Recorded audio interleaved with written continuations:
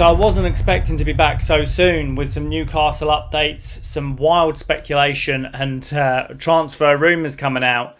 But as it stands, it looks like we may have highlighted the target replacement for Sandro Tonali should he leave in Ayyoub Bouaddi.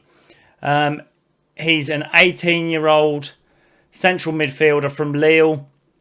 He's kind of in the archetype of a defensive midfielder, deep-lying playmaker, come box-to-box midfielder. He's a very varied role in Lille's midfield. He's right-footed, he's Moroccan, he's currently playing at the World Cup. He's valued around 50 million euros according to Transfermarkt. But his style of play is what interests me, is the fact that he's kind of a press-resistant midfielder. With what looks like the potential to have elite intelligence for his age when it comes to controlling a midfield. And the way I'd kind of describe him is if you took a little bit of Rodri, a little bit of Frankie de Jong, and maybe a little bit of Bruno, without being a direct copy of any one of them. He's that style of player. He's only 18 years old. He's got a really high ceiling. And he's great at receiving the ball under pressure, which is arguably probably his best attribute. He consistently receives the ball with opponents around him and rarely panics under pressure, which is really what I want to see from a Newcastle midfielder. He's a progressive passer. He breaks the lines.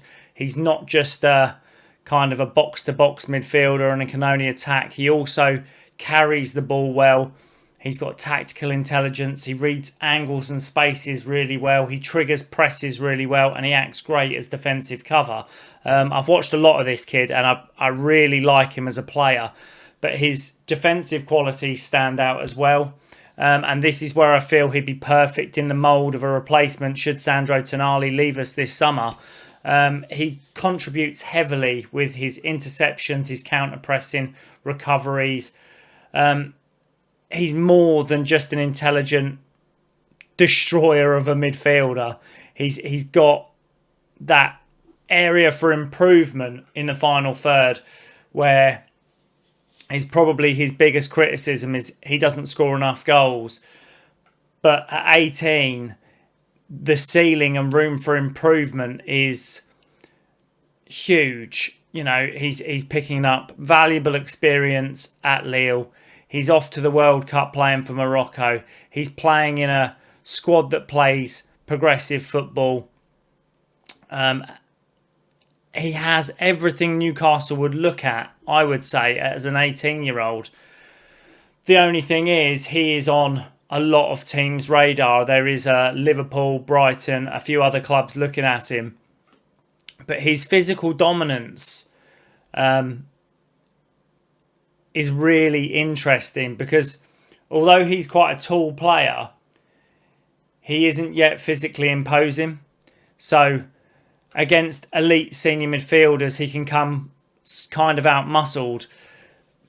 But as he matures, in the same way we have seen with Lewis Miley, I feel like he'll really take that mantle, and that could become part of his natural game. He's a risk taker.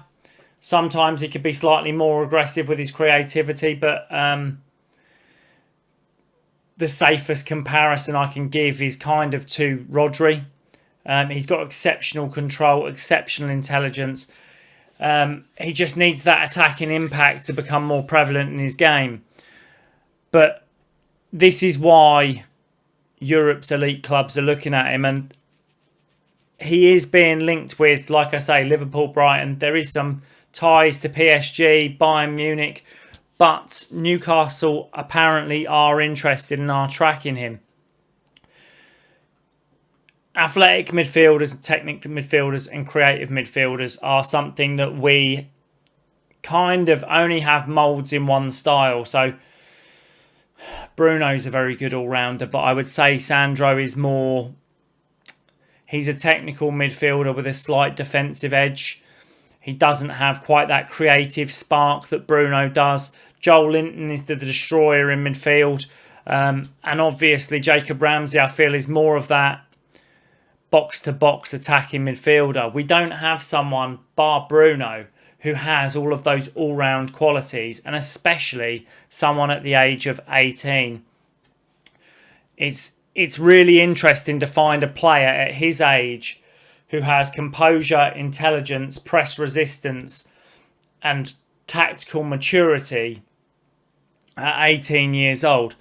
And realistically, his international career, I've got it here, Bouaddi has represented France throughout youth levels, including the under-21s. However, for the 26 World Cup, he's chosen to represent Morocco.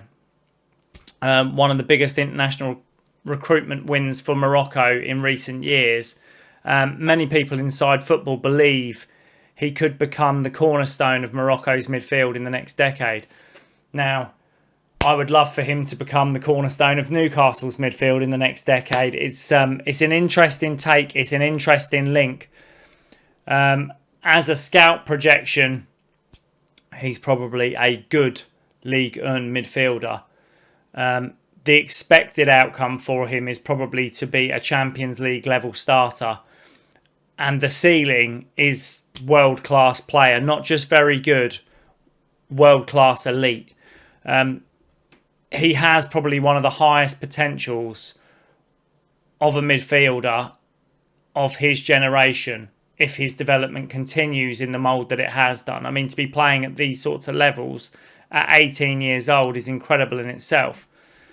But like I say, from the Newcastle perspective, we're looking for a long-term midfielder, possibly to take over from Sandro Tonali.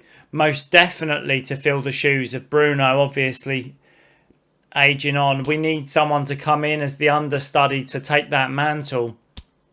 And this type of profile is elite.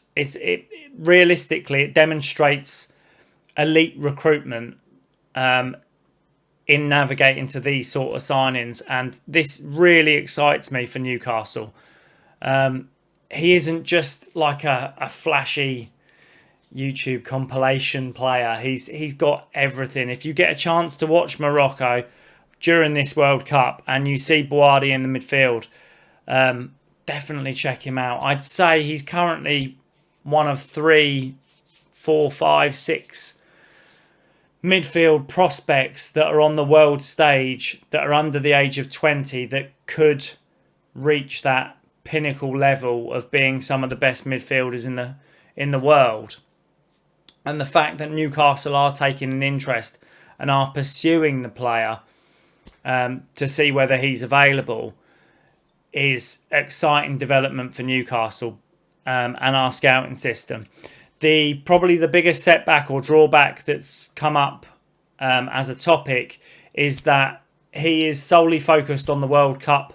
He doesn't want to make a move until the World Cup is finished. He's very pleased at the interest that's being taken in him, but obviously the price point and the